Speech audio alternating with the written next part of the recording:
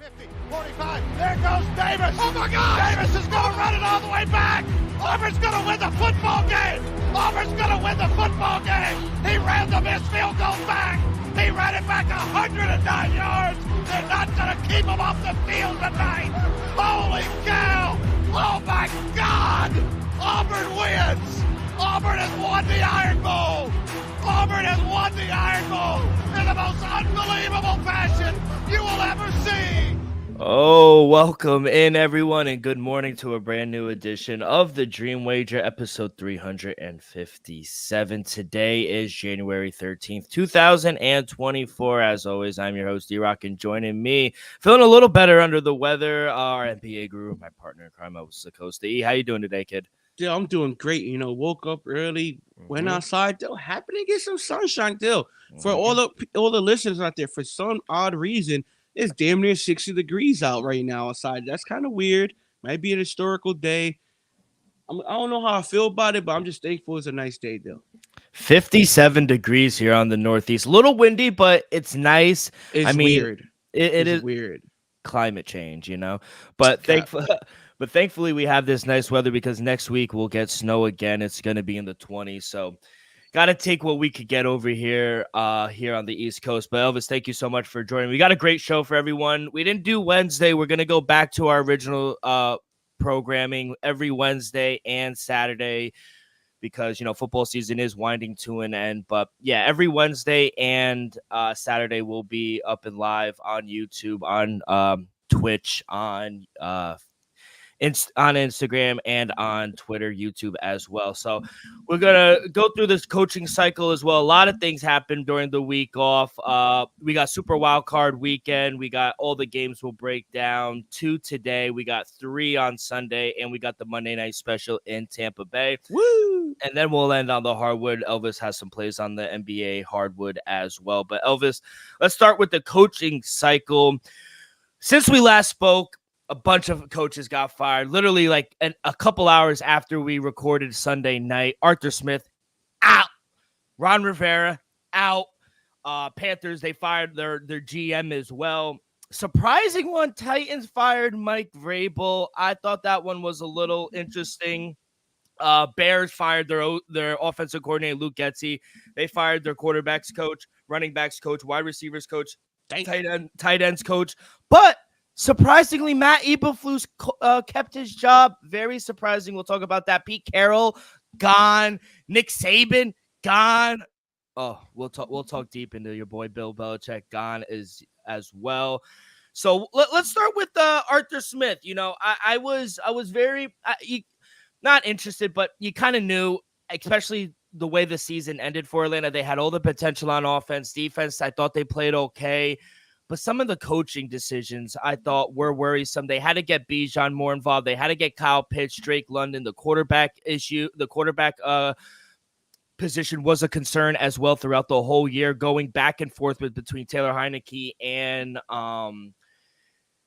Desmond Ridder. Desmond Ridder, thank you. And I know, honestly, I think they would have succeeded a little more if they kept Taylor Heineke throughout the whole year, but Arthur Smith had to go. Don't know where he'll land, but do you agree with the firing, and who do you see moving forward for Atlanta? I definitely agree with the firing. I wasn't never a big fan of Arthur Smith. I do give him credit. Great mustache, though. Great mustache. And he does some. He could run an offense. Yeah. But overall, though, he's not head coach material. Maybe down the road in a few years, whatever. But as of right now, though, it was just an ugly team. They had a chance to win the division, and they simply couldn't. Not 100% his fault, but he could have definitely changed some things throughout the season and win the division, honestly. So, yeah, the only reason and the main reason I say yes is because look at the talent that's on the market right now. You got Mike Vrabel, Pete Carroll, Bill Belichick, Jim Harbaugh. You got Hall of Fame caliber head coaches available all at once. So if I'm Atlanta, you got the young pieces. You got Bijan, you got Drake London, you got Kyle Pitts, all under 25, by the way. A decent defense that, for example, say if Bill Belichick comes in, they'll turn it around, be a top 10 defense no matter what. If Mike Vrabel comes in, I think their defense will be better, maybe even top 10 as well. But if you get a guy like that, though, the defensive side of the ball is going to improve, and then they just have to hire the OC or whatnot to run the offense. And to be honest, though, the Atlanta Falcons are just a quarterback away from really, possibly taking over this division for not just next year, a few years. The NFC South, one of the weakest divisions in football. Ownership, I saw that was like, you know what? If we get the right guy, we could dominate this division. So I think it was the right decision, though. Yeah, I think it was the right decision. I love the fire and the passion he has, but he can, I guess, run an offense, but some of the decisions he made, like to not get Kyle Pitts involved, to not get Drake London, Exactly. he has special talent on that offense. And I understand it was working with two below average quarterbacks, and that's no disrespect to Desmond Ritter or Taylor Heineke, but you gotta find ways to get them involved, especially if you're an offensive guy as well. So Falcons, they have requested to interview Ravens defensive coordinator Mike McDonald for their head coaching job. So I mean, it's the number one defense in the league. But so if they could land him after the playoffs, after Ravens go on their run, I think that would be a good move. He'll definitely have other offers. You got the Redskins, you got the Panthers, you got the Titans, Chargers. You got a lot of openings for head coaching. So even the Raiders. We'll talk about that as well, because there was news that just kind of broke before we went on. But let's go to DC. Let's go to Washington. Fired Ron Rivera in his tenure there. 3 team names, 2 owners, 8 starting quarterbacks. He had a record of 26, 49, and 1 tie. He also battled and beat definitely cancer. don't know how to. Yeah, cancer. He beat cancer simply. Yeah, skin cancer. So I liked Riverboat Ron Rivera, but at a certain point, with new ownership, with Josh Harris, you have to move in a different direction. Yeah, absolutely. We know it's Ron Rivera's last time go around. It's been a couple of seasons. Remember, they won the division. The COVID season, they won the division. So you gotta give him credit on that deal. But at the end of the day, like you said, 8 different starting quarterbacks, 3 fucking name changes. I think 2 owners. It's just a lot. He went through a lot. It wasn't, I wouldn't say the most sexiest job on the market, but Ron Rivera tried his best and he made it happen. So hopefully he could just, go off to the sunset, enjoy retirement as a legend he is, Yeah. And then with the head coach spot, though, to be honest, I think they just promote Eric Bieniemy. They brought him last season. They definitely told them like, hey, this might be Riverboat Ron's last year. If he decides to retire or we just happen to let him go, you were the guy for the job. So with the Washington, I'll give a chance to Bill, but realistically, I feel like Pete Carroll, Mike Vrabel, Bill Belichick, they want to go to the best case scenario where a quarterback is already established. In Washington, though, you're going to most likely have to draft a rookie in the draft and then build up. I think one of these head coaches that really wants a different job, like Pete Carroll, Mike Vrabel, Bill Belichick, they want to go somewhere where he's ready to win now. Yeah. They already got a developed quarterback now. So I think they bump up Eric Bieniemy to head coach, get the quarterback he wants to develop, give him 3 to 5 years, see where it takes you, Dale. Because I'm not going to give him the 100% credit of developing Patrick Mahomes, but we saw what he was capable to do with that offense with a right quarterback. That's all I'm going to say. Yeah, and I was banging on the drum all year. He's going to Maryland. He has ties to the Naval Academy. But you're right. I think when it came down to it, at this stage in his career, he's 70 years old, Bill Belichick. I just don't think he's going to want to rebuild at this point of his career. He needs to go somewhere like the Chargers, who has a roster, has a quarterback, and who's ready to win now because he's a winner. And I just don't think and we've seen it. He looked miserable. And it's no disrespect to the Patriots, but this year was a bad year. Yeah. And you saw it in his face. He was just disgusted. Yeah, think about it, Dale. Why would leave New England to go to Washington? You would just stay. Pick, 3rd overall pick. Yeah, exactly. Identical records. And to be honest, I think our defense is much, much better. Yeah, 100%. So I agree. I think maybe they just promote Eric Bieniemy and finally he gets a head coaching job. I mean, we've been banging on the drum for Eric Bieniemy since we started the podcast like 3 years ago, him getting a head coach job. So it's definitely warranted. They did hire the first GM hire of the offseason. They hired 49er assistant GM Adam Peters. Peters won Super Bowls with New England, Denver, and San Francisco since 2017. He helped build that team in the NFC with the 49ers.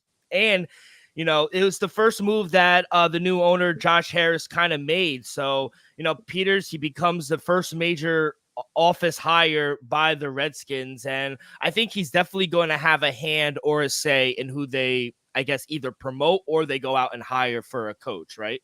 Absolutely, dude. I think he's just going to do a little more than that. He's going to definitely be in the room when it's draft day. Yeah, I agree. Definitely help with signings and whatnot because he knows talent. Look at the 49ers, team overall. Look at the acquisitions he made during the trade deadline. Remember, he got Chase Young. He got, what's his name from Denver? Randy Gregory. So he's going to not just help your team. He's going to also improve them to fix their weaknesses throughout the season. So I love the move there. Yeah, and he's a winner. He's won everywhere he's gone: New England, Denver, and San Francisco. So you got to bring that culture with you wherever you go. So I thought that was a very good move. That was I think yesterday the Redskins hired him.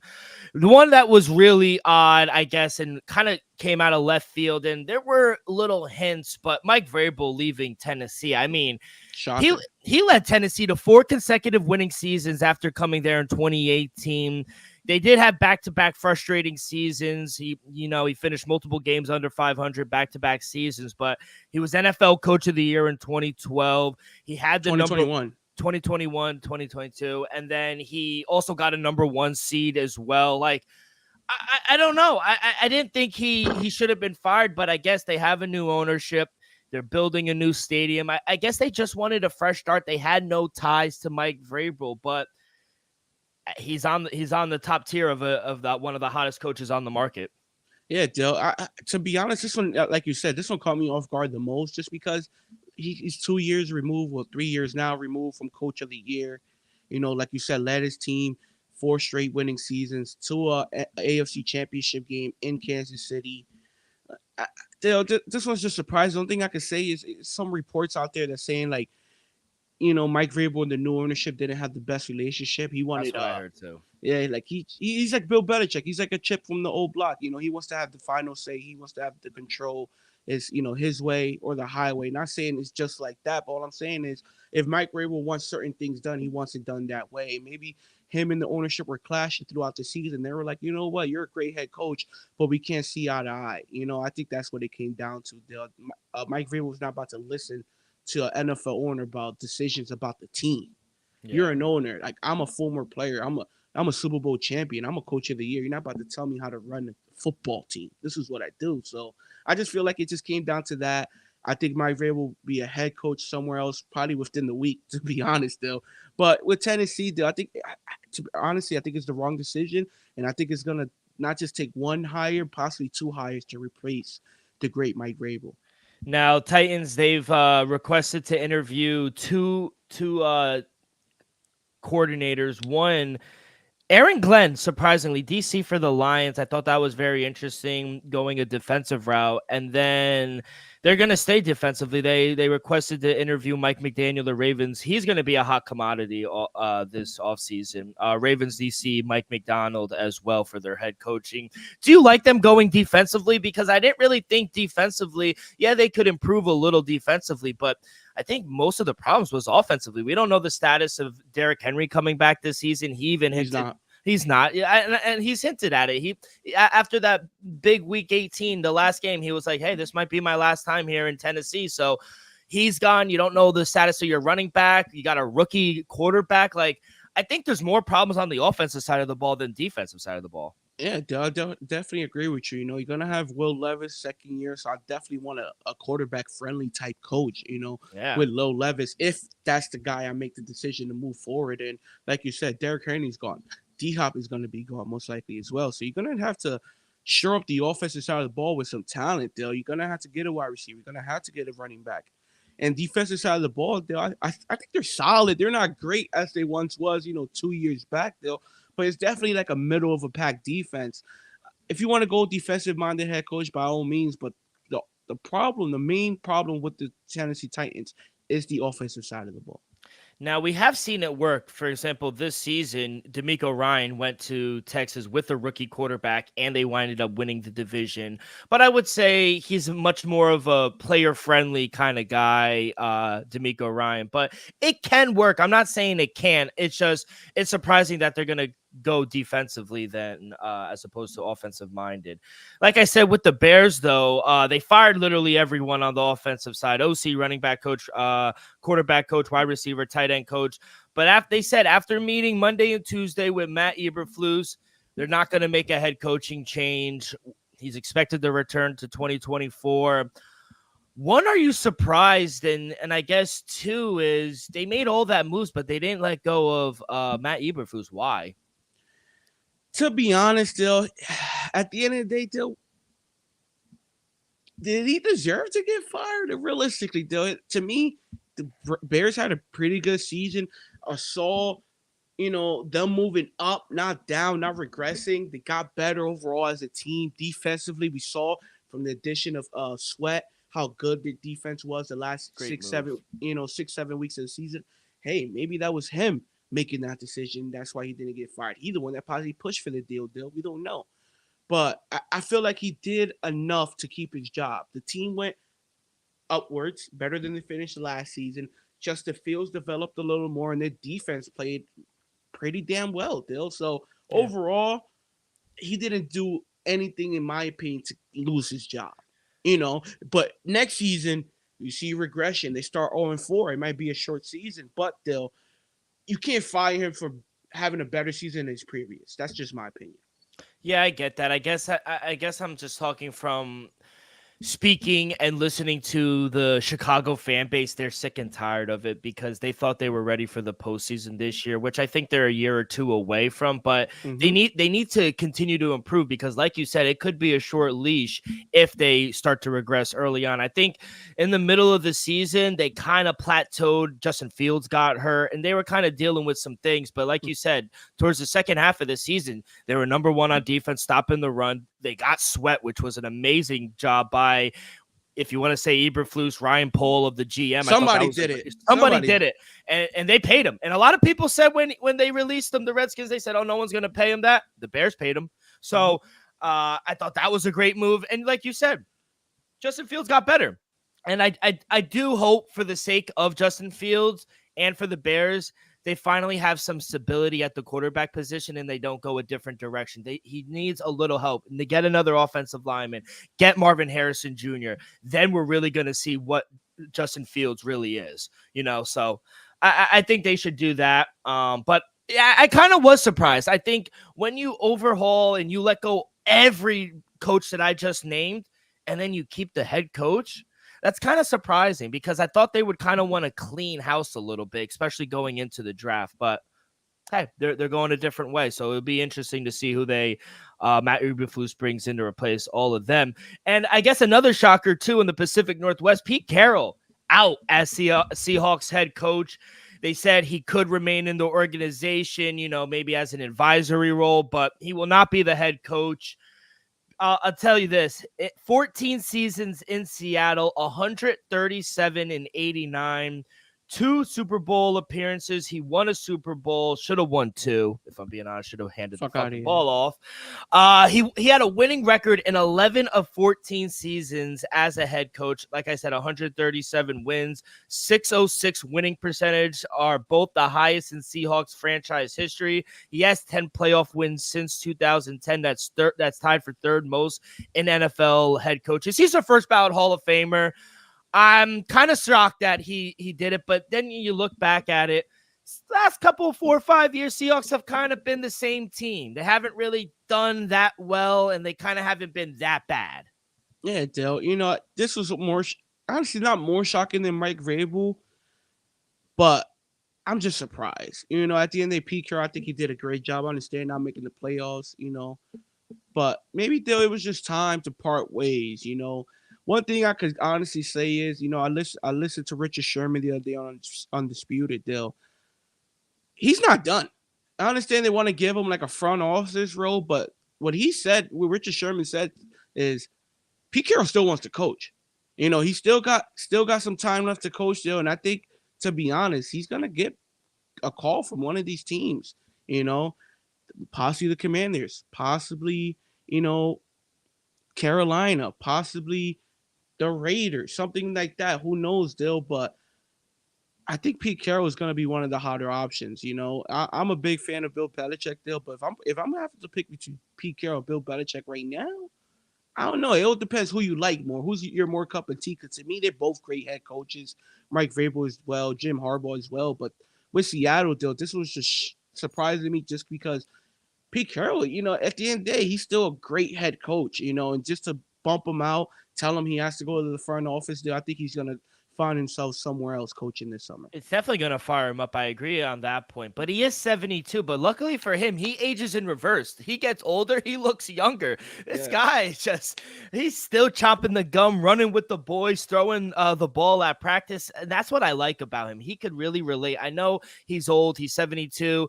But he could really relate to these players. And I think they get up for him as well. So I definitely agree. I don't think he's done. So it'll be interesting to see where he goes. Let's go to college real quick. Nick Saban has retired as well. Under Nick Saban, Alabama has more drafted players in the first round, 44, than it had losses, only 29. He had 6 national championships, 9 SEC titles. Man, what a fucking career for the greatest of all time in college. Nick Saban, man. I just want to give him his flowers, being one of the greatest head coaches of all time. Just ever. Probably the GOAT in college football deal, but he's one of the greatest coaches of all time. He did it in so many levels. Him and Bill were partners in the Browns, late 80s, early 90s. So, you just got to respect something like that. Nick Saban, like you said, 46 first-round players. You could just list them off. Amari Cooper, Jerry Jeudy, Mark Ingram, Derrick Henry. Never really had a star quarterback for besides my boy AJ McCarron. But other than that, it was just stellar. My boy Dante Hightower, Patriot great from Bama as well. So Gerard Mayo. Yeah, Dale, it was just talent after talent after talent. Dale, he just year in, year out, he just had one of the best coming in freshman classes every single year. So you just got to give Nick Saban his credit. And I know he has a lot of haters. I'm going to just say haters. A lot of haters. But even the haters got to at least acknowledge greatness. And what that man did was just greatness still. So it's a shame that we're losing greats like this all at one time, possibly seeing them in new areas. But one thing for certain is Nick Saban is hanging them up. And he should go out with his flowers. He should go out as appreciated as one of the greatest coaches, not just in college football of all time. He has a statue out there. He's probably the biggest figure in the state of Alabama. He's probably bigger than the governor, if I'm being honest. But they kind of moved quick. Besides Pete Carroll and Bill Belichick, which we'll get to in a sec, I do think Nick Saban is done. I do think he wants to travel with his wife, Miss Terry. They'll probably stay somewhere in the South, nice weather, maybe go to Europe for a year or two. But this one, I really think Nick Saban is done. I think maybe he goes on game day. He gets into TV a little bit. Because Lee Corso, he's amazing, but Lee Corso's coming to his end as well on game day. You put Pat in Lee Corso's seat, and then you put Nick Saban up there. Oh my God, you think the ratings were big then? Nick Saban is just a fucking amazing person. So, yeah, I would love to see that. What my favorite, real quick, though, side note, I know you remember this, and hopefully some of the listeners do as well. Remember last year after Georgia won the national championship, one of the dudes, in the after game was like, oh, Georgia's the new powerhouse. They've been dominated college football. You just see Nick Saban on the side, just staring at him with just disbelief. I know you remember that. Yeah. When they were on the panel and he was talking up Georgia. And he was talking up Georgia, and Nick Saban is just there like, do I not exist? So it's just things like that that's just pure gold. It's like his post-game or halftime interviews when he's just straight raw, uncut. Things like that I'm going to miss because he was just a great character. He's just a great dude. So shout out Nick Saban. Thank you for everything. Roll Tide. And they move on pretty quick. They hired Kellen DeBoer, Washington coach. He takes the Alabama job.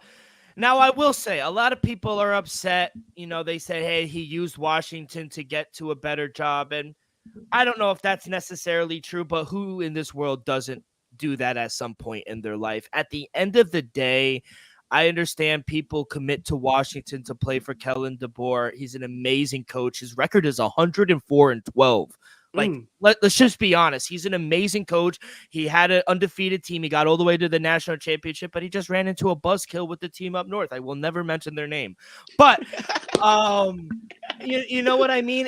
I can't fault a guy. It reminds me of the Kevin Durant situation. You know, you have a girlfriend who's like, they're nice to you, they treat you well, but then here comes the supermodel from Brazil, where if she gives you an opportunity, you're going to take it. Kevin Durant went with the best option, which I don't doubt him. If Golden State hit up any of these free agents, you're telling me they wouldn't go? It's the Bama job. It's a once-in-a-lifetime opportunity. I can't fault a man for taking the Bama job. Can you? Yeah, I put in my application as well. I'm kind of upset I didn't get a call. You know, y'all could at least interview the boy. You know, but at the end of the day, I think it was a good hire, not the best hire, but we'll see that but down the road. You know, I feel like with Alabama, you have to get like, you know, not a legend, but at the end of it, it's Bama. It's not just gonna be your regular press. You're not gonna get, you know, the same questions you got asked in Washington. I just hope he's prepared for the onslaught that's gonna be coming, because when they lose, because they're gonna lose. You know, I'm not saying he's gonna have a losing season or anything, but when they lose, that's when the times are tough. Yeah, you know. When they win, everything is, you know, glory. But this is Alabama. You got to be in the SEC championship every year. No ifs, ands, or doubts. Yeah. No matter who's injured. No matter what. No matter if it's COVID. You got to be in that game every year, every year and year out. If you're not, that's a problem. And I think in Washington, like, he could go 10-2, 10-3, or whatever, and be fine. They won't really ask too many questions. But like you said, you can't go 10-3 3 years in a row in Bama. Unacceptable. And they don't expect. They demand national championships. The expectation is much higher at Alabama. And a lot of people say, oh, he has no ties to the South. He really has no connection with Bama. Winning solves everything. If he goes out there and win SEC titles, he gets to the national championship, I think it's all going to be forgotten. Like I said, he's going to be the biggest person in the state outside of Nick Saban. So all he has to do, win the Iron Bowl. He has to beat Auburn every year. It's just a must. He has to get to the SEC championship and win, and he has to get to the national championship, which should be easier now. At least the Final Four. At least the Final Four. If you lose in the Final Four, acceptable, but you can't be like, you know, what is it, 8 or 12 teams? It's 12 teams now. You can't be a first round out in and out. No. You got to at least win 2 games, make it to the Final Four. You know, if you lose the SEC championship game, you got to make it to the Final Four. I want to read you his resume real quick. Sussex Falls, D3. He won 3 national championships. He went 67-3. At Fresno State, he went 12-6. That's probably his worst tenured. Then he went to Washington and went 25-3. He's 104-12 as a head coach. I mean, the numbers speak for himself. The guy's a winner no matter where he goes. I want to see how he recruits in the South, because he was able to recruit in the Northwest, in the Midwest. Let's see how he recruits down South. It's a different ball game. It's definitely a different ball game. Way more competition in the South, though. But one thing I could honestly say is, though, it's still the perspective of Alabama on your side. Yeah. You know, it's still the Roll Tide tradition, the alums. You know, this NIL deals. There's not too many schools out there that could match Alabama's offers with NIL deals. So at the end, you still got the X factor of Alabama on your side, but I guarantee it's going to be harder for him to pull, you know, 5-star like Nick Saban was, you know, because at the end of the day, you know, maybe it could be, for example, it could be a guy like, oh, I wanted to play under Nick Saban my whole life. Oh, he's gone. Fuck it. Now I'm about to go play under, you know, Debo, Dion, somebody like that. Go to Georgia now, you know, just because he wants to play for somebody he always wanted to play for. So, you know, maybe some of these, you know, freshmen or whatever transfers, they might just hop back in the transfer portal next year, deal. Who knows? But at the end of the day, I know there's thousands of kids out there that still want to play. for Proud. Alabama. That's a Yeah. goal. That And was he's not a bad coach at all. no, he's not. He's just not Nick Saban. Of course. That's it. I know. No disrespect. It's like Gerard Mayo, Bill. He ain't Bill Belichick, but I'm thankful. I'm happy. And let's talk about that. The last of the domino effect, Bill Belichick and the New England Patriots part ways, no firing. Let's not use that derogatory word. They parted ways, 24 seasons together, unmatched NFL history, 6 Super Bowl titles. He went to 9 Super Bowls. He was 15 wins shy of breaking Don Shula's NFL record of 347 wins. He's been a coach. But he can still get it. He can still get it. But it's unfortunate that he won't get it with the Patriots. Yes. 24 seasons, like I said, 9 appearances in Super Bowls, 6 Super Bowl titles, 266 and 120 with the Patriots as regular season record. In the postseason with the Patriots, 30 and 12. Elvis, I will leave the floor to you. Any words to your coach that you've known basically your whole life? Still, to be honest, basically my whole life. I said what I needed to say last episode, Dill. So I'm gonna just go by from the news. It just sucks that we parted ways with a to me a coach that's just great, but still has some life left. I still think Belichick has a solid 4-year window. Maybe 5 if he wants to, but I could see him coaching to 75, Dill. To me, it just hurts knowing that that's the last piece of the puzzle, though. That's it. The dynasty is officially over. All the great defensive players are gone. Tom Brady left. Now, Bill's gone. It just sucks, but I just hope Bill Belichick goes somewhere where he could honestly possibly win another Super Bowl, though, because I know deep down he wants to tie Brady. He wants to be like, I got one. So yeah. at the end it's the pride factor, though. Yeah. So they're competitors. Yeah, at the end they're still competitors. They're men. They're both wolves. No sheeps here. So with Bill Belichick, though, I hate to see him go. I hate to see him leave. But personally, though, if I'm Bill Belichick, I'm going to a win now scenario. I'm looking at the Chargers. I'm looking at possibly Atlanta. And Atlanta's just a quarterback away, realistically. So if I'm Bill Belichick, those are my 2 destinations maybe one of these head coaches that's in the playoffs right now, maybe they get be booted. Like, hey, they get booted. Hey, I guarantee the Eagles take a look at Bill Belichick. I guarantee the Cowboys will take a look at the Bill Belichick. If any of these teams gets upset in the first round, they will get a look from Bill Belichick, though. So it just sucks that I won't be seeing the greatness anymore. But good for him to move forward and possibly go out there and win a championship, because it doesn't look like he was going to do it with the New England Patriots in the next 2 to 3 years anyway. So shout out to Bill. Thank you for everything, but honestly, time for win another game. It's time for a new era in New England, and just like Alabama, New England, you see 2 successful programs / organizations. They move on kind of quick, and they already know who's in the pipeline or who they have in mind. And they hired Gerard Mayo. He was the lead candidate since Bill Belichick and the Patriots parted ways. And we all kind of knew they were leaning that way. He's 37 years old. He becomes the NFL's youngest head coach, taking over that title with Sean McVay. He held back in 2017. Gerard Mayo is a month younger than Sean McVay. He played his entire football career, 8 seasons in New England. He was drafted in the first round by the Patriots in 2008. Like I said, he played all of his career there. And then since then, he's been the inside linebackers coach for the past 5 seasons. And now he takes over the head coaching job. 1, are you surprised they went with Gerard Mayo and they didn't look outside of the building? And 2, do you like the move? This is your team.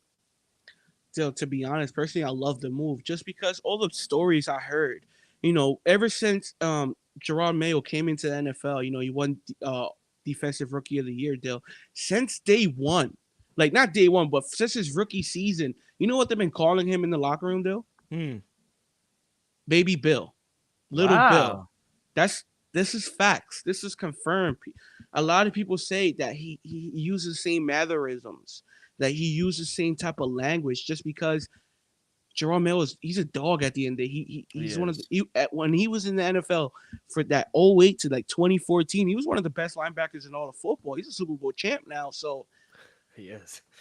I just feel like if there's anybody that can replace Bill, not stature wise, but mind wise, it's Gerard Mayo, Dill. He's gonna bring the same intensity. He's gonna bring the same coaching style, Dill, and that's what's gonna be to me. Hey, maybe he's gonna be a little more fun / lenient in the locker room with Bill being gone, Dill. Gerard Mayo is a former player. Anytime there's a former player promoted to head coach, to me, I like that. Look at the success Antonio Pierce had. I'm not saying he's gonna be Antonio Pierce. Hopefully, he's a little better, in my opinion, but still, at the end of the day, Gerard Mayer, I think he was the perfect fit for the job just because one thing, the Patriot way. We could keep that intact. We could probably soften up the locker room a little bit, make it a little more joyful.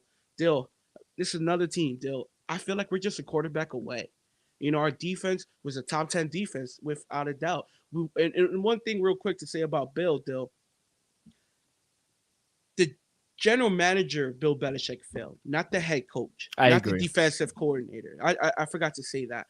The general manager for the Patriots was Bill Belichick, and he failed as a GM. He never failed as a head coach, just to make that clear. So I just feel Jerome Mayo taking over. We hire a real good GM, Like I want Howie Roseman if possible. But I want somebody like that who's gonna, get talent, who's gonna add pieces throughout the season, who's gonna make that extra trade, who's gonna give this person a bag, So I just wanted the right GM with the fit because I think Gerard Mayo is part of that Patriots way, and I feel like he could keep the tradition going forward. We just need the right OC and GM to make it happen. And, I'm glad you brought that up, the Patriot way, because all the ex-Patriots who are analysts now and who have played or who have known Gerard Mayo, they say the same thing. He's just like Bill. He talks like him. He coaches like him. Rob Ninkovich said something. Teddy Bruschi on ESPN, even Gronk said it. They said he was the perfect man for the job, and they kind of expected that, being in the building, knowing Robert Kraft and whatnot. So I thought it was the best move. I didn't even think they honestly were even interested in anyone else. They kind of knew.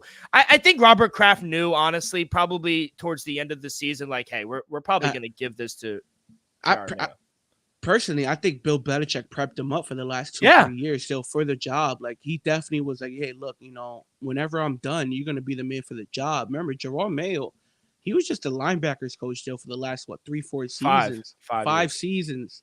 He could have easily got, get promoted somewhere to be a DC or something like that. He stood there. He got a contract extension last season for what linebacker coach get contract extensions like that? He got a 5-year extension, so it just shows you they've been prepping this move. Now, it wasn't just out of nowhere. It's been a few years in the making. Dylan, personally, as a Patriots fan, I'm happy with it. Like I said, I just feel like he needs a good GM and a good OC. Hey, maybe even my boy Josh McDaniels can come back, make some plays, because he's an above average offensive So we're out coordinator. on Bill O'Brien. I'm out on Bill O'Brien unless you get Caleb Williams. no, like unless we get like a veteran quarterback, we get like somebody like a Kirk Cousins that already know what he's doing, experience. We could leave Bill there, but if we're getting from the draft, I want somebody to develop the quarterback. I want to see Bill O'Brien developing the quarterback. Yeah, and it seems like he's kind of very old school and hard-nosed with the young guys. I don't think that's the right move for the Patriots. How many times we saw him and Brady fighting on the sideline, 10 plus years ago. So at the end of Bill O'Brien, he's a good dude. I just don't feel like I think he's just past his time, honestly. And then lastly, before we get into our picks, I want to talk about Jim Harbaugh and, the intrigue and everything. So I do want to congratulate, it pains me to say this, but they were the much better team Monday night from start to finish. Washington really couldn't stop a nosebleed, especially on the ground game. But shout out the team up north. They did win the national championship. I had to say that. But, Jim Harbaugh now, sources, Ian Rappaport, Adam Schefter, all the NFL insiders, Jim Harbaugh plans to meet with the Chargers this week. Max Crosby has come out, said he will request a trade if Antonio Pierce isn't retained. The team up north is fighting back. They want to keep their guy. What goes on? Because I really think, he's been flirting with the NFL for 2 to 3 years now. He has a good relationship with the Chargers, with Las Vegas. I think he's either going to go to those two places. I just don't. He has nothing to accomplish anymore in college. Well, here's one thing. What? Dynasty. We saw Georgia win back-to-back. As of right now, still, Jim Harbaugh might be, besides Deion, I'm going to give Deion the edge, but he might be the most popular coach in college football. He goes to the NFL, he's just another coach. For now. No disrespect, Jim. But one thing I can honestly say, Dill, with the team up north, I'm not going to disrespect you today, Dill. Thank you. He has an opportunity to accomplish something no other coach has done. You got the talent there. You got a sick running game. You have a top 5 defense in all of football. Dill, he has a chance to make something special and to turn Michigan into a dynasty. That's Dill, could we honestly say that's on the ballot? Last year, yeah, pretty good. Almost won it all. This year, they won it all. Dill, they keep recruiting. Bama goes down, losing Nick Saban. Dill, a lot of little kids could be like, damn, I'll play for Jim. I'll go to the team up north. So I give him a 25% chance to stay in Michigan just because he has a chance to do something special. And let's not forget that that's his home. That's where he's from. His daddy won a national championship for Michigan. That's where he's from. That's all he knows. And then, Till, to be honest, we say he has a meeting with the Chargers this upcoming week. I'm gonna throw something to you. Tom Brady's a Michigan man. Yeah, I know. Jim Harbaugh is a Michigan man. Tom Brady is an assistant owner or co-owner, minority owner, you could say, whatever you want to say, of the Las Vegas Raiders. I guarantee, Dill, Tom Brady's talking to the ear of Jim Harbaugh, but Mark Davis is also listening to his locker room, Dill. When you have, Antonio Pierce finish the season above 500 to end, you got players like Max Crosby speaking up saying, if you don't sign my coach, I'm requesting for a trade, Dill. I think it is true. I think it comes down to the Raiders, Chargers, or staying back at the team up north, Dill. I say he stays up north for at least two or three more years. Because to be honest, Dill, the Chargers are a nice job. With the Raiders, I think they're going to have to stay with Antonio Pierce. And nothing bad about that. I think he's the perfect fit for the Raiders job. All I'm saying is Jim Harbaugh. If you pick Jim Harbaugh over Antonio Pierce, nobody's going to be like, it's not like it's a bad hire. So I feel like realistically, Dill, I give the Raiders a shot. But I'm going to go between staying at Michigan, and the Chargers. Yeah, I think it's either going to be he's going to stay put up in Ann Arbor or he's going to go to the Chargers because I think he wants to go where there's a quarterback. And no disrespect to the Raiders, but they don't have a quarterback right now. And Adam Schefter just tweeted 5 minutes ago, interim head coach Antonio Pierce has emerged as the leading candidate to become the full-time head coach in Las Vegas with the support of key players. Per league source. There will be other options for Raiders owner Mark Davis to consider, but one source close to the team said, quote, I would be blown away if Antonio Pierce weren't the pick to be head coach. So all roads are leading, and I think he deserves it. No, he definitely deserves it. He deserves it. I think the players are rooting for him. The boys play better for Antonio Pierce. So I think we could. I know he has ties with Michigan. He played with Michigan, Tom Brady. I know we want to connect the dots, but I don't think Las Vegas is in the foreseeable future for Jim Harbaugh. I think he either stays in college or he goes to LA with the Chargers. So we will see. But Elvis, a lot to break down. Thank you so much.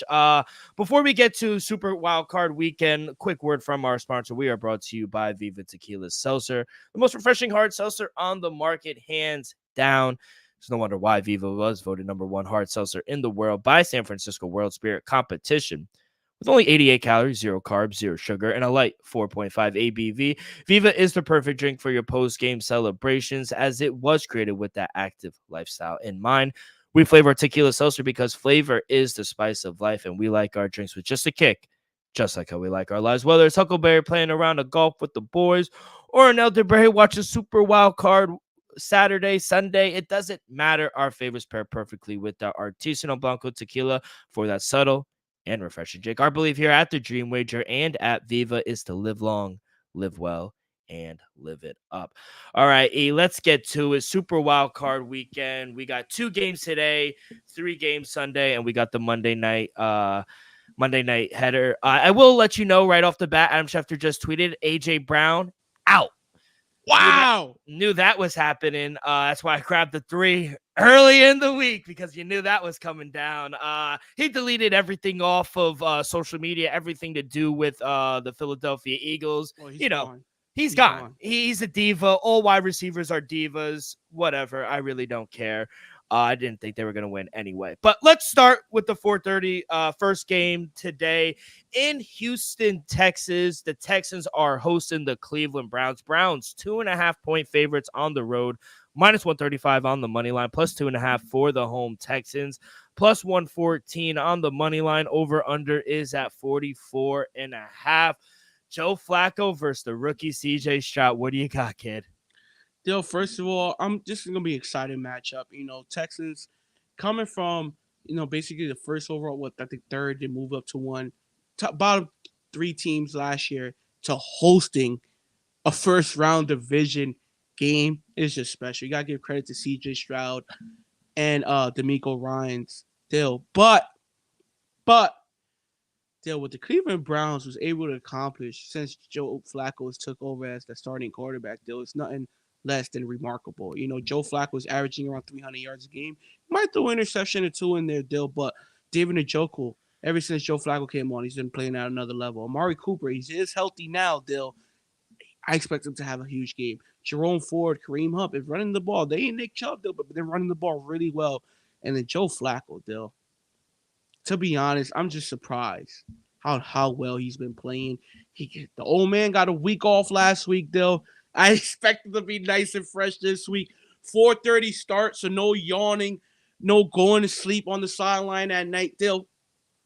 Give me the Cleveland Browns minus 134 on the money line, Dill. I'll lay the 2.5 if you want to, people. But I'm gonna just play it safe. Take the money line, Dill. I think the Browns win this game.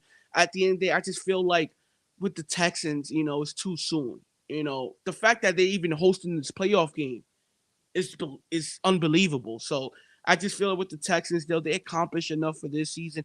They exceeded expectations for this season, and I think the run ends right here. Give me the Cleveland Browns on the road on the money line.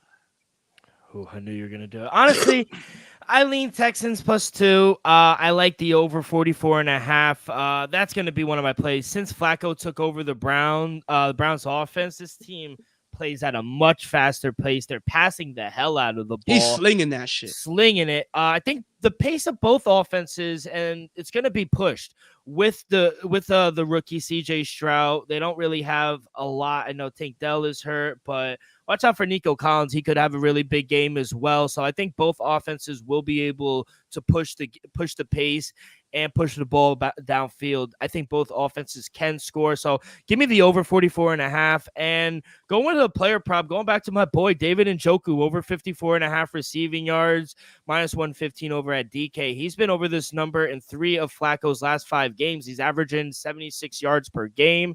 He's good for at least 6-7 catches. Texans, a little below average. They rank 19th in the league against tight ends. So he can find himself open up the middle on the sideline. I think he has a really big game. So I'm going to go David Njoku over 54.5 receiving yards, and I like the over. Any props for you here? Dill, to be honest, I end up staying away from the prop market. If anything, Dill, I agree with you. Nico Collins might have a huge game. He's going to be the number 1 target out there. I like Dalton Schultz as well, Dill. And then, with the Cleveland side, I like the David Njoku, Dill.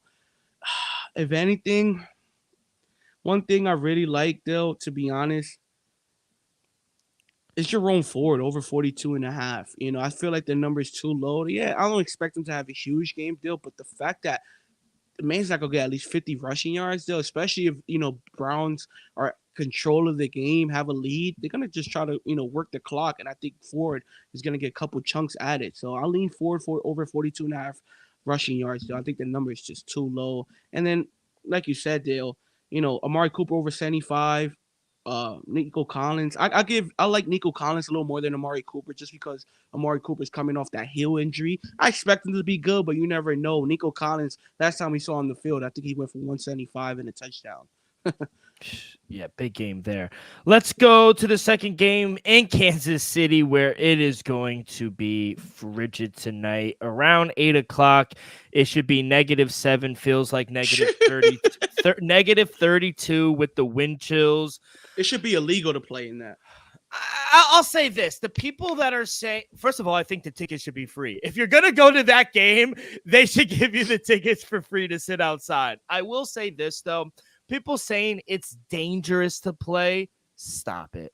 Just stop it. This is fucking football. We're not soft. It's not dangerous. These boys want to go out. And how many of them are going to go out with short sleeves? I guarantee 90% of them. So stop it saying it's dangerous. They're trying to make this game soft. Stop it. I've heard too much about this. Let them fucking play football. And they're like, oh, this is why we need domes. Fuck domes. Domes are awful for football as well.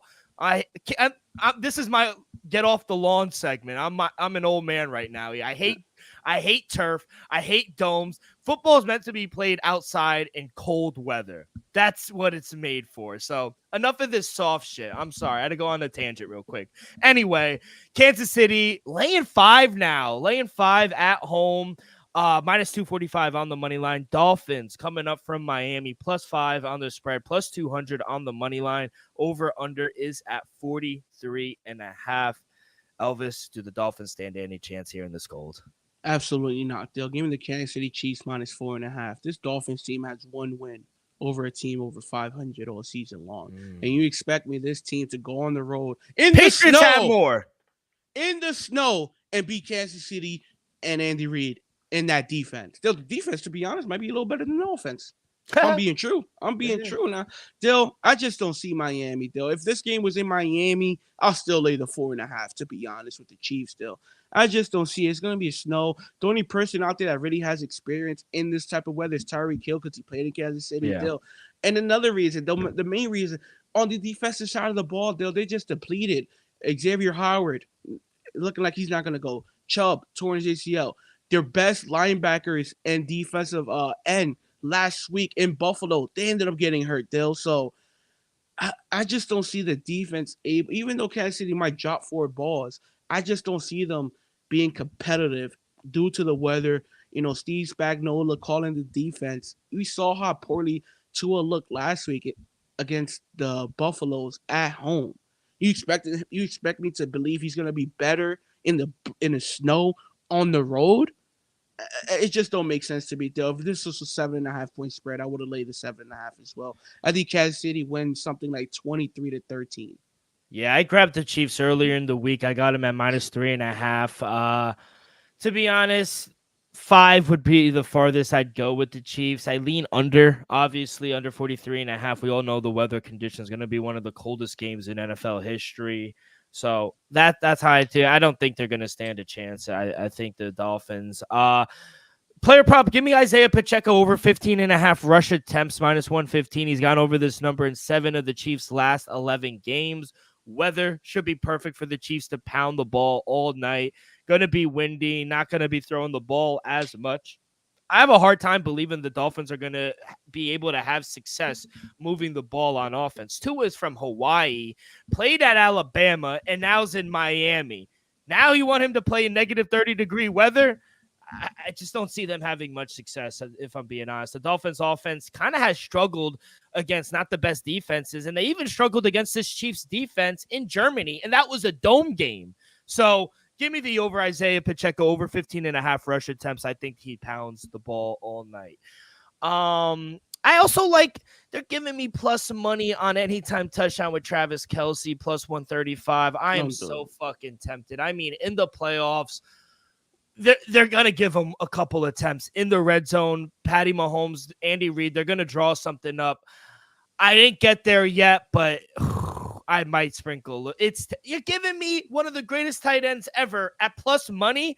I don't give a fuck. It's snowing. Like, that's like stealing candy from a baby. I think at plus money, I think it's worth a little sprinkle. Dill, Any to be opinion? honest, Yeah. I lean under 55.5 receiving yards to Travis Kelce. He just hasn't been the Ooh. same. He hasn't been good for the last 8 weeks of the season, Dill. I don't know if he's hurt. I don't know what it is, Dill, but he hasn't been the same. I'm going to be honest. I'm going to lean his under, Dill. He probably gets like 40, 45 yards. Now, the main question is, will Taylor Swift be here? I hope she is. Just because Travis Kelce hasn't been playing well. I hope he she needs is her. He needs her. He needs her there. I hope she's in the cold too, not in the suite, in the box. No, she's in the suite. She's in the suite. Is it his suite or his mom's suite or her suite now? It's Patrick's suite. Oh, so Travis doesn't even have his own suite. She's up there with Brittany. She's up there with Brittany and Jackson. Yes, I gotta talk about him. Let's go to Sunday. Another frigid game in Buffalo. Supposed to be freezing there.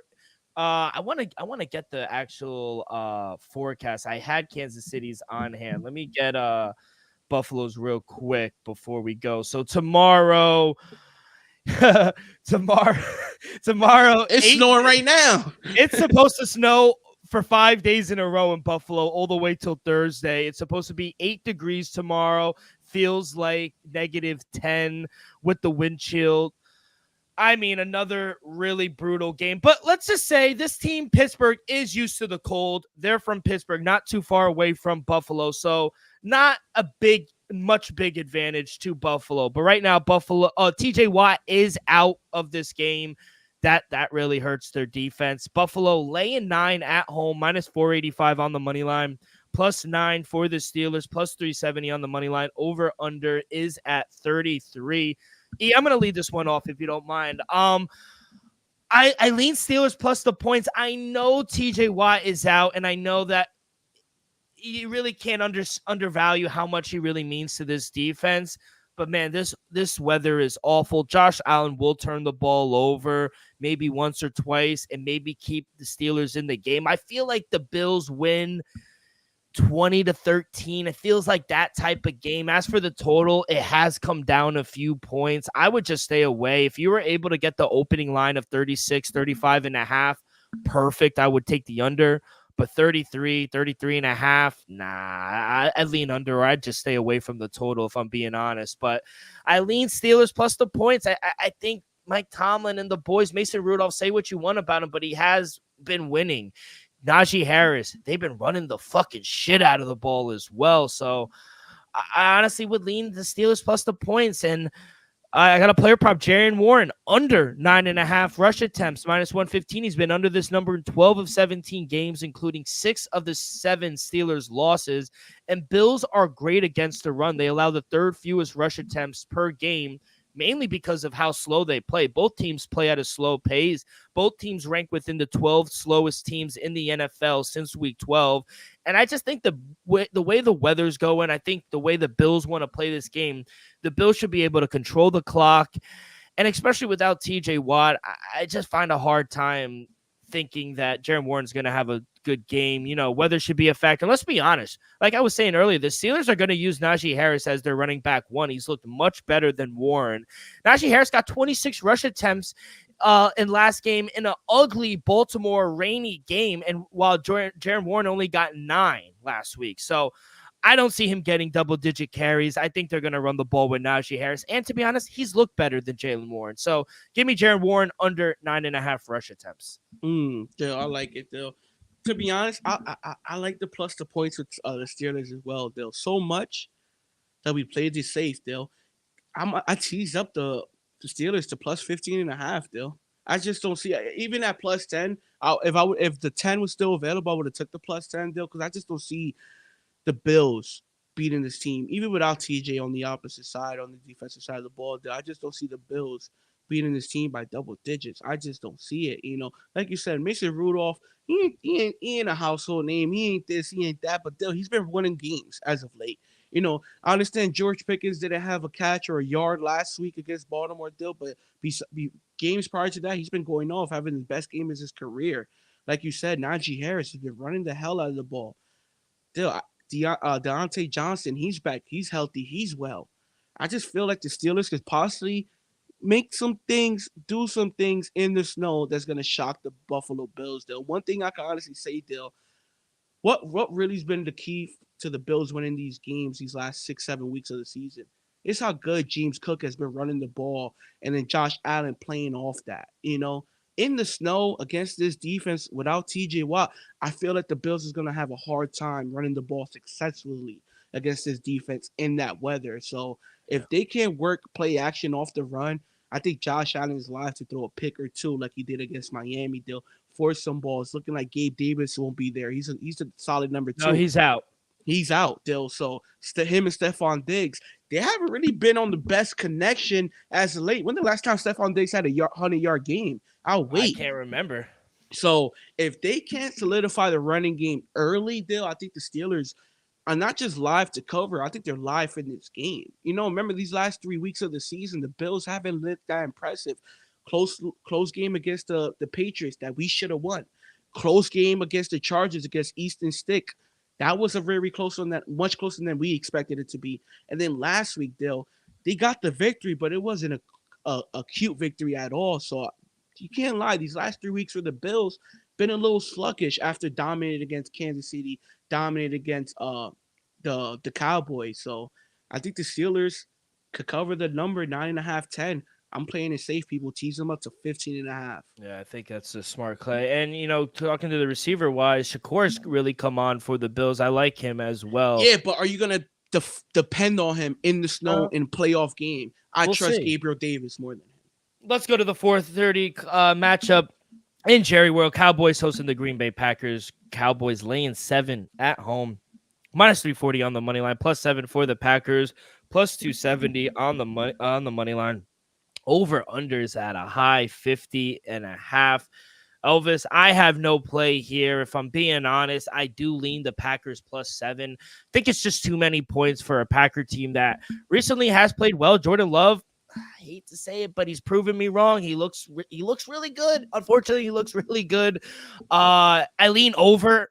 I saw it at 49.5. It's up to 50.5 as well. I think it could be a shootout in a dome. Cowboys average over 30 points at home. I think it could be a shootout. I actually like the over more than taking the Packers, but I think the Packers could score 20, 28 points. So I'm going to lean the over, and I lean Packers to keep it close. To be honest, I'm kind of with you. Not there officially, but give me the Dallas. Tease them down. Like I said, I got a 2-way 6-point teaser. Pittsburgh Steelers to plus 15.5, and then the Dallas Cowboys to -1. Dill. At the end, the Cowboys do cowboyish things. I do expect them to walk out with a victory, Dill. But to lay the touchdown, Dill, I'm not sure about that. They're at home. They at Jerry World. They average 35 points a game at home. Undefeated at home throughout the last 2 seasons, this season undefeated at home, and I think they're carrying a winning streak from last season as well. Dill, I just feel like Jordan Love making his first career playoff start, being in Jerry World versus Dallas. That defense is going to be flying. Offensively, though, can they stop Dak Prescott and CeeDee Lamb? Brandon Cook's going to get a couple balls. Tony Pollard probably get a couple balls, but we all know it's going to be the Dak and CeeDee Lamb show. Yeah. With that being said, Dill, I tease Dallas down to 1. I think that's the right side, and then I have 2 player props in this game, Dill. Both I really like. If anything, I'll put them in a parlay if y'all feel like it. But Dill, we saw Dallas. What's Dallas' true weakness on the defensive side, Dill? Is the run. For some reason, they have multiple games where they allow 200 yards rushing. Cardinals early in the year. A couple weeks ago against the Bills. Pretty sure it was another team as well. I just can't remember, Dill. Give me Aaron Jones over 73.5 rushing yards in this game, Dill. Since he came back from injuries, averaging over 115 yards a game. We know they're going to rely on the running game. The wide receiver core is injured for the Packers.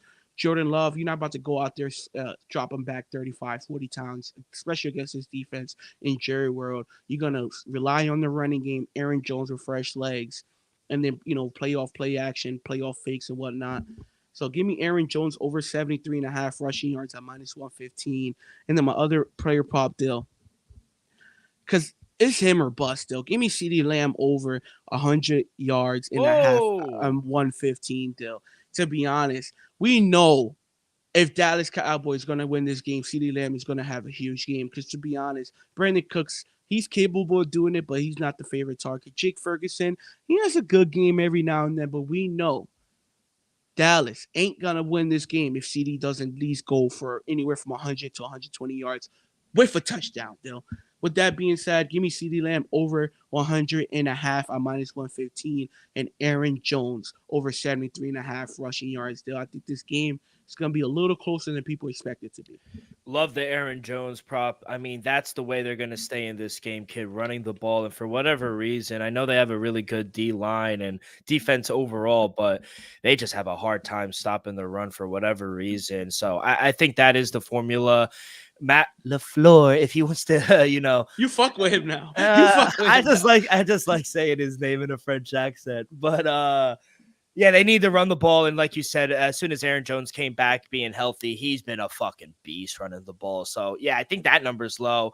CeeDee Lamb's kind of high for me, but I get it. I mean, like you said, if he doesn't go off, I mean, I just have a hard time thinking they're going to be relevant in this game. I think I was even looking at Brandon Cooks anytime touchdown plus 240. I thought that was a nice little sprinkle, just pure based on value. Because at a certain point, they're going to have like – Jair Alexander has to travel. He has to travel with CeeDee Lamb, and if he kind of contains him or he's not 100% either. I know he's dealing with an ankle injury as well. That's what worries me as well. So I think it could be a shootout if I'm being honest, but I do like it.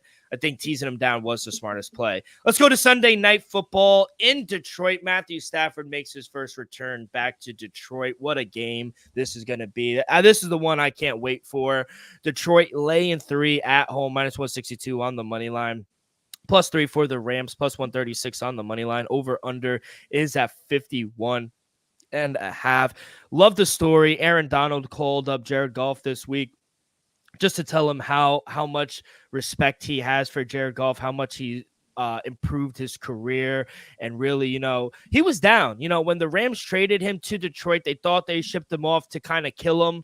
And for Jared Goff to have his second life in Detroit, bring this team to a division championship, turn this organization around.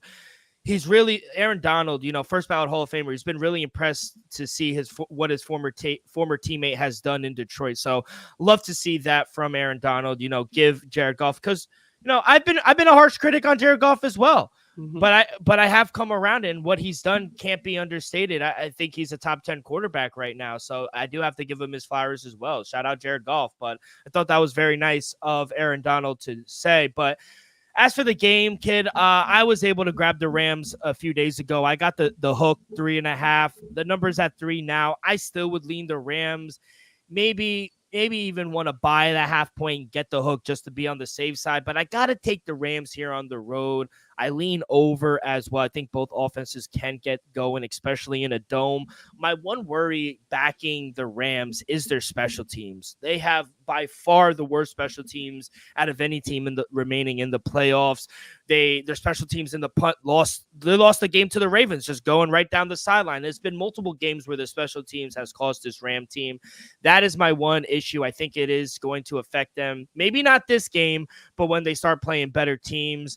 I think Matthew Stafford, Puka Nacua, Cooper Kupp, Kareem Williams as well. Karen Williams, excuse me. So I think offensively, Sean McVay just has a better output than the Lions. Sam Laporta's banged up. We don't know his status. We got Reynolds. He's banged up as well. So, and also I like a player prop, and this is a guy that's kind of going under the radar in the Rams offense. Give me DeMarcus Robinson over 19.5 longest receptions. He's gone over this number in 5 straight games, 6 of the last 7 games.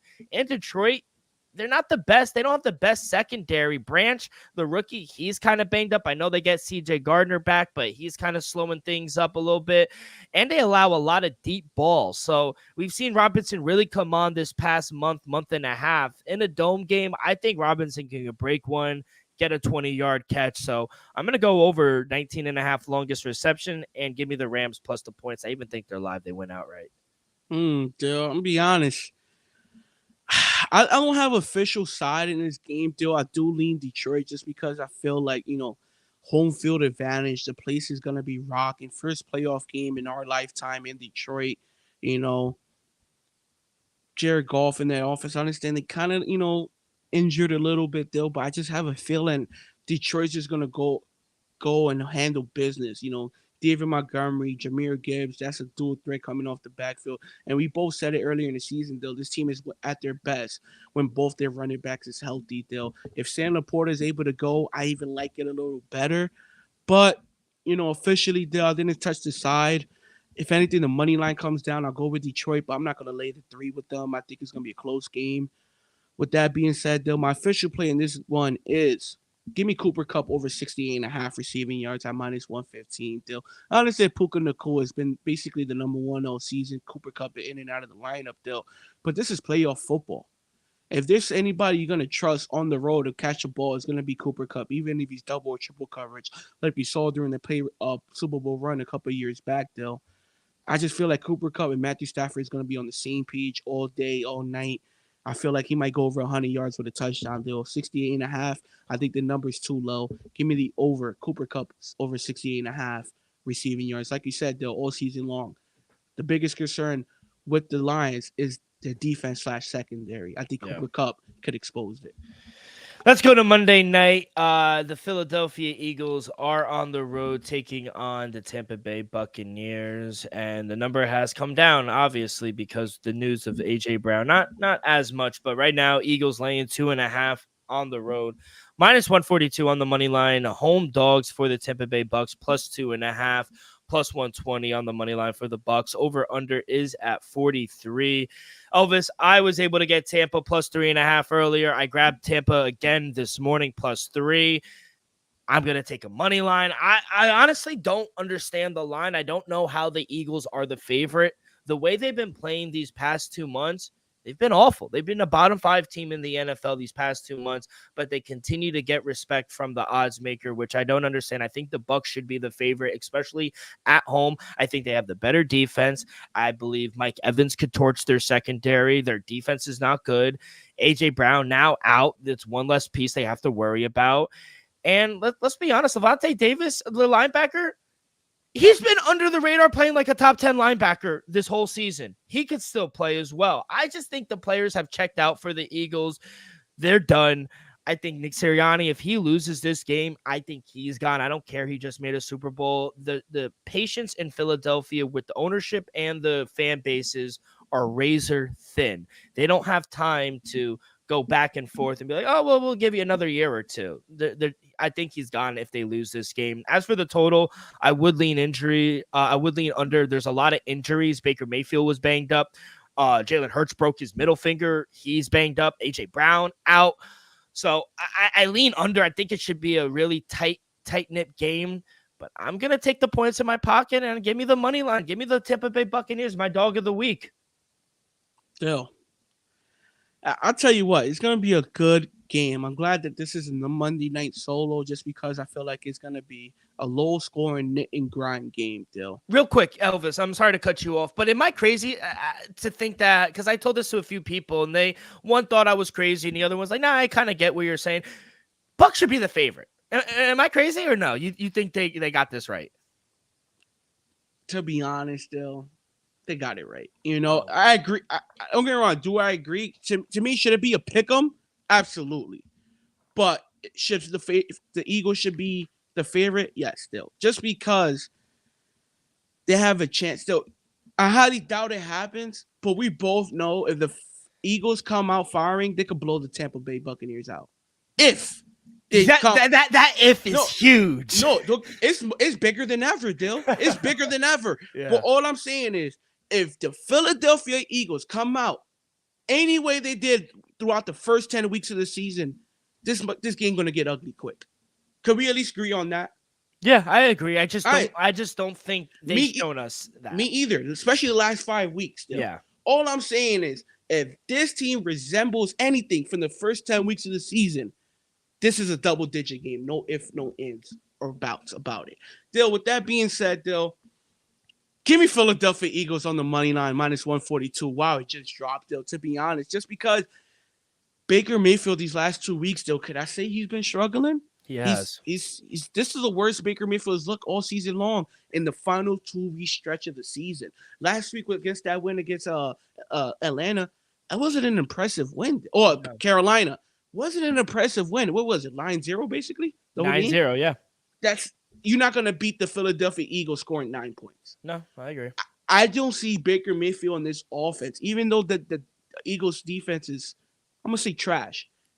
I just don't see them putting up 23, 24 plus points. I think the Eagles offense is going to at least score minimum 24 points still. I think Jalen Hurts, even Devontae Smith, Dallas Goedert, Gainwell, Devontae Swift, they still have enough weapons to overcome Tampa's offense. You know, I understand Mike Evans. I understand Chris Godwin. Both went over 1,000 yards. But, if Baker Mayfield ain't the same guy we saw from, like, week 7 through week 15, this game could possibly get ugly, The only way Tampa has a shot, in my opinion, if Baker Mayfield is playing as a equal or higher level than Jalen Hurts will be. You know, I just don't see Baker Mayfield putting up 24-plus points. Even though they're at home, even though the Eagles' defense is trash, I just don't see it happening from the last 2 weeks' performance, in my opinion, Give me the Eagles on the money line, -142. It's a little chalky, people. And then give me Jalen Hurts anytime touchdown at -140, You know when it's the goal line. It could be third go 3-yard line, 2-yard line, 1-yard line. Jalen Hurts is going to get 1 through 3 tush pushes, and he's going to get in. Give me Jalen Hurts anytime touchdown. Give me the Eagles on the money line. Real quick, I forgot to mention this when we were talking about the Browns and Texans game, but Browns quarterback Joe Flacco has never lost a wild card game. He's 5-0 this round, and a win today would move him past Brett Favre for the most wild card wins. Flacco also has 7 road playoff wins, and one more today would move him past Tom Brady for most in NFL history. Oh my God.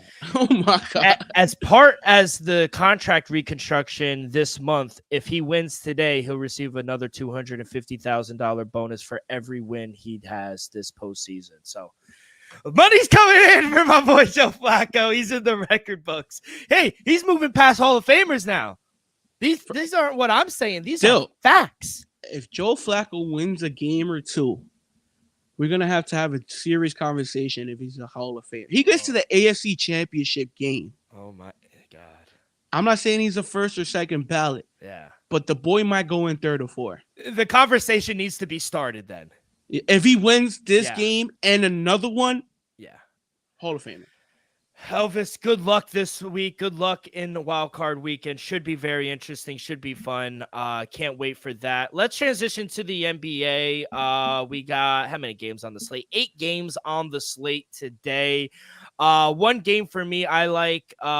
It's -8, but I took them last night, -7. I still like it -8 against the Memphis Grizzlies. Give me the Knicks. They just destroyed bad teams. Coming off a tough loss against the Mavericks, I think the Knicks come back without Ja. Marcus Smart hurt as well. So when it rains, it pours for them. So unfortunately, Ja did go down for this rest of the season, which is very unfortunate because the Memphis Grizzlies were kind of picking up steam and playing a lot better since coming back. So very unfortunate there, but I think the Knicks roll there. I also like Isaiah Hartenstein over 11.5 rebounds for the Knicks.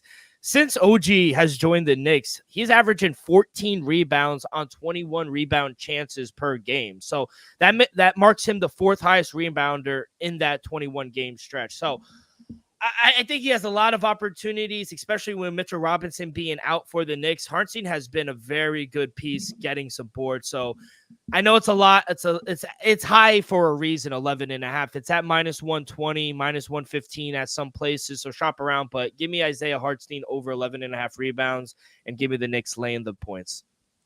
I'm with you, Give me the Knicks -8 on the road, I feel like they lost a tough one the other night in Dallas. Kyrie went crazy without Luka, too. That's the point, The fact that Kyrie basically beat y'all single-handedly, dropping 44 on your head top, I just feel like y'all going to come out and put the clamps, on Memphis. No Ja. Yeah, I know what y'all capable of doing, Dill. I think y'all beat this team by double digits. Give me the Knicks -8 on the road, -112. Didn't go too crazy, NBA wise, say just because of NFL playoffs. So I had my mind on that. But I also have a couple plays for you guys. Give me the Knicks -8. Next game, Dallas Mavericks taking on the New Orleans Pelicans. Dallas Mavericks are at home. Dill, give me the -3 with Dallas. Dill, I don't care if Luka's in or not. Dill, Kyrie's playing at a high level. He has fresh legs. I ain't gonna hold you. There's a supporting cast around the two superstars. It's playing much better than I anticipated. I always said, "Oh, they don't got depth. They ain't gonna be this." To be honest, though, even our boy Williams, he's playing pretty well. So I like Dallas at home versus the Pelicans -3. And then my last game of the night. This one I'm a little iffy on, Dill, but I think they could take care of business. Give me the Los Angeles Lakers taking on the Utah Jazz. Over under sitting at 238.5.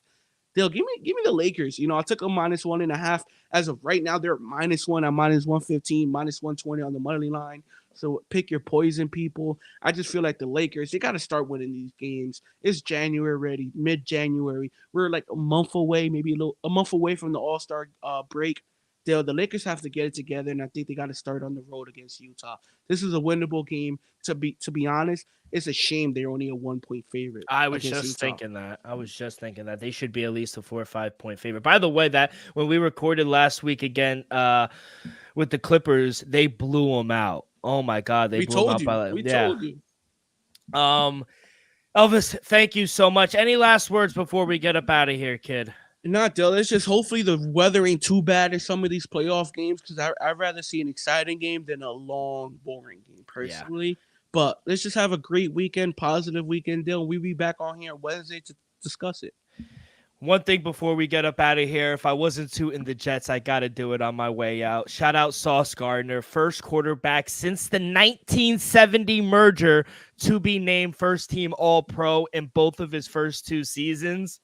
He's the best corner in the league. And on that note, we are out of here. That's going to do it for this Saturday edition of the Dream Wager. On behalf of our sponsor, Viva Tequila, Elvis, myself, we'll see you guys on Wednesday. We'll recap all the games. We'll take a look at the divisional round. We'll have some NBA plays as well for you guys. So make sure you guys follow along our social media, X and Instagram at the Dream Wager. We go live every Wednesday and Saturday on YouTube, youtube.com/the Dream Wager. You guys can find all of our podcasts wherever you listen to podcasts, Apple Podcasts, Spotify, Stitcher. Make sure you guys hit that like button, subscribe, rate, give us a review, leave in the comments on who you will be betting on this weekend.